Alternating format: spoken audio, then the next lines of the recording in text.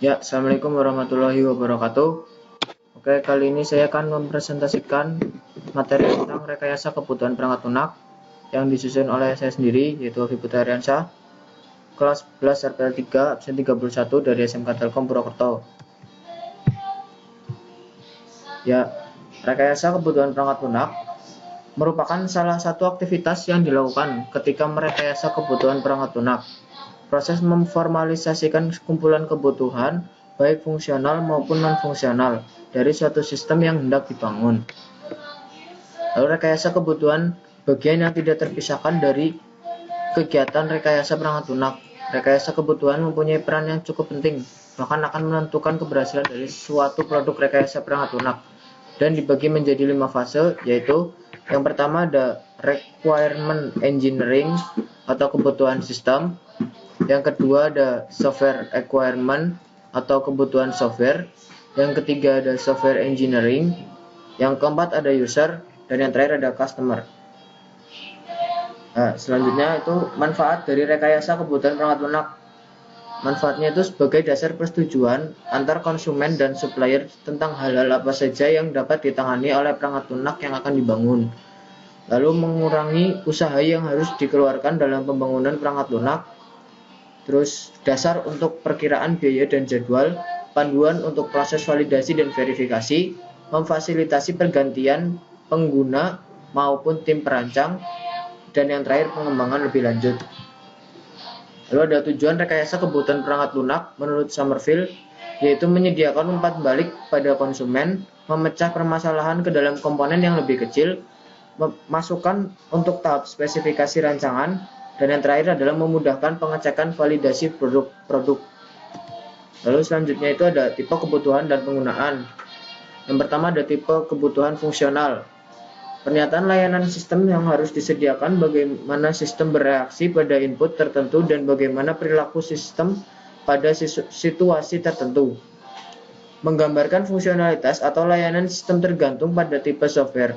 Harapan user dan tipe sistem di mana software digunakan sebagai kebutuhan fungsional atau user merupakan pernyataan level tinggi dari apa yang seharusnya dilakukan sistem, tetapi kebutuhan fungsional sistem menggambarkan layanan sistem secara detail.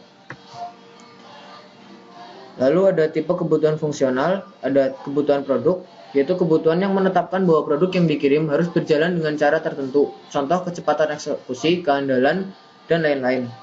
Lalu ada kebutuhan organisasi, yaitu kebutuhan akibat dari kebijakan organisasi dan prosedur, misalnya standar proses yang digunakan, kebutuhan implementasi, dan lain-lain.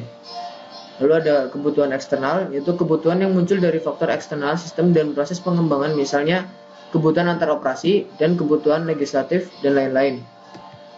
Lalu ada contoh kebutuhan fungsional, yaitu user dapat mencari semua kumpulan database inisial atau memilih subset dari database tersebut. Lalu sistem menyediakan tampilan yang tepat untuk user yang membaca dokumen dalam penyimpanan dokumen. Lalu setiap pesanan dapat dialokasikan sebagai identifier yang unik dalam kurung order underscore ID, di mana user dapat mengcopy daerah penyimpanan akun secara permanen. Lalu ada kebutuhan non-fungsional, yaitu batasan layanan atau fungsi yang ditawarkan sistem, seperti batasan waktu, batasan pengembangan, batasan proses, dan standarisasi. Ya, ini ada bagannya, ya bisa dibaca sendiri ya. Ini ada kebutuhan non fungsional, lalu di bawahnya nanti ada kebutuhan produk, ada kebutuhan organisasi, dan kebutuhan eksternal. Di bawah kebutuhan eksternal nanti ada interoperasi, etikal, legislatif. Di bawah legislatif ada privasi dan keselamatan. Lalu di bawah organisasi tadi ada penyerahan, implementasi, dan standar. Lalu di bawah produk ada efisiensi, keandalan, portabilitas, dan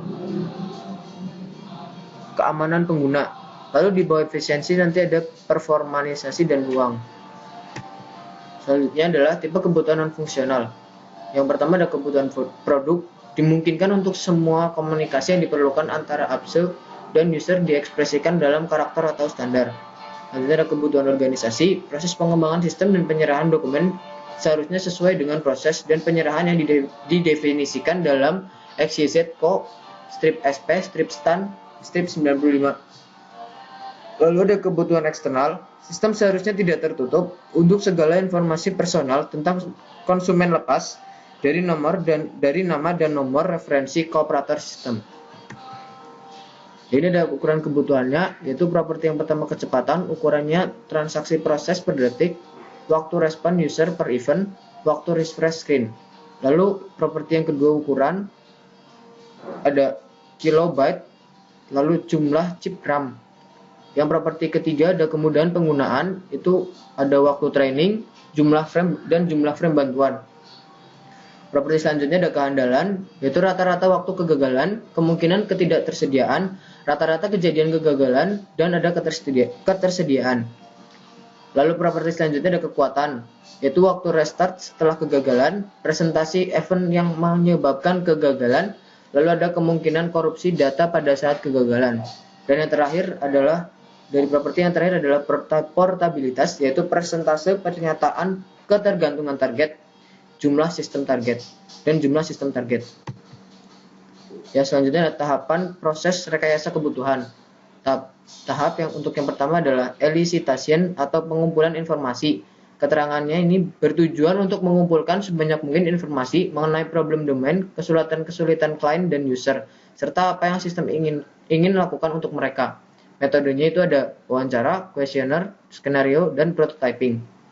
Lalu selanjutnya ada specification atau spesifikasi, itu keterangannya informasi dari proses elicitation dianalisa dan direkam menggunakan teknik modeling, dramatis, dan tekstual untuk menunjukkan masalah dan solusi yang diajukan. Metodenya ada spesifikasi formal, prototyping, dan wawancara. Lalu tahap yang terakhir ada validation atau validasi, yaitu mengecek kebutuhan yang telah direkam apakah telah berkaitan dengan tujuan stakeholder terhadap sistem.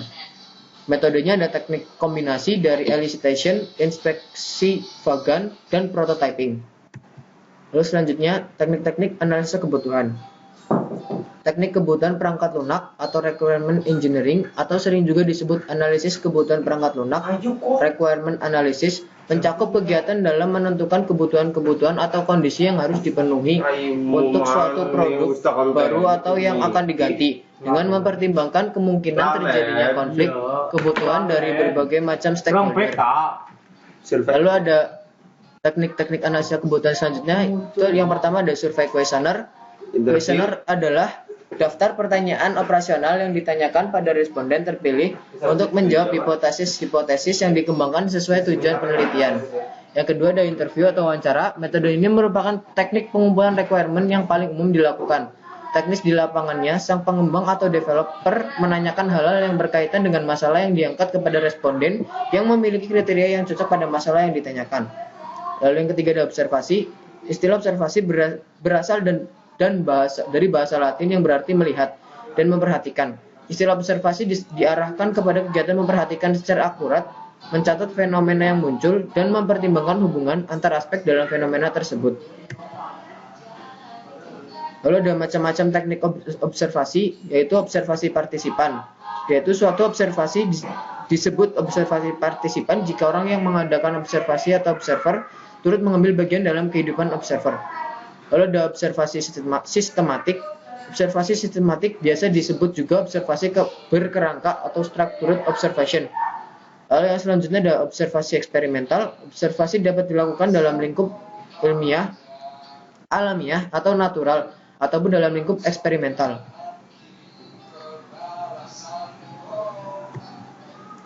Lalu yang keempat ada analisa dokumen.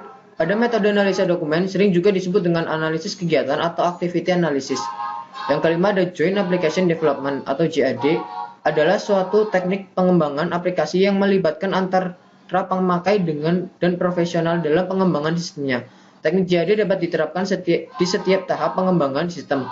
Pelaku JAD secara garis besar yang perlu terlibat adalah sponsor, business users, sistem analis atau tim developer, sistem expert, dan fasilitator. Yang keenam ada etnografi. Etnografi berasal dari bahasa Yunani ethnos yang artinya rakyat, sedangkan grafo artinya menulis. Jadi etnografi merupakan strategi atau metode penelitian ilmiah yang sering digunakan dalam bidang ilmu sosial, khususnya dalam antropologi dan dalam beberapa cabang sosiologi lainnya.